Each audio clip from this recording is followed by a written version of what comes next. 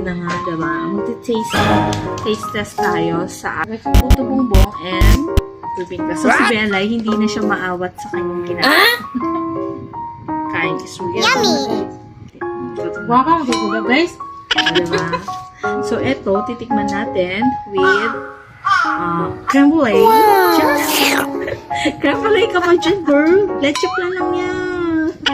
Okay. With cheese and muscovado. Let's taste it. This one is overload. Kasi nga raw, may kasama daw tong pinaka-special na gata. Ikan! Sa pinaka-special daw. Okay? This one. Wait a minute! Oh my god. Sarap. Anak talaga siya sa bibig mo. Oh my gosh, bakit isa lang yung binili ko? Magkakawang pa kami ni Bella. Limit na. Masarap ang creme brulee, yung leche plan, at saka napansin ko, meron pala siyang milk. Oh my god. Isa pa. Yummy! Isa pa. At may salted egg pala to, guys. Wow!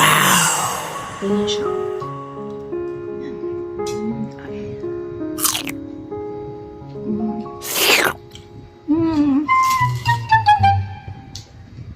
For 95 pesos. Perfect! Dito naman tayo sa photo. Mama! Tayo lang kayo guys. May leche plan, may cheese, and may muscovado. So we're gonna try this one. Only one bite. Okay. Kasi gutom na rin ako.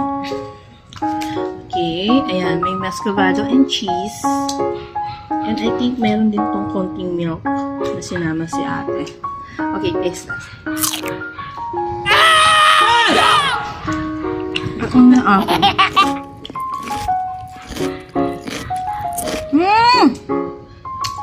Salty ito. Okay lang siya. Okay lang siya, guys. Para sa akin na mas pipiliin ko yung bibingka nila, mas masarap. Okay lang. Okay! Natin Hindi mo matamis dyan. sakto lang. Thank you for watching.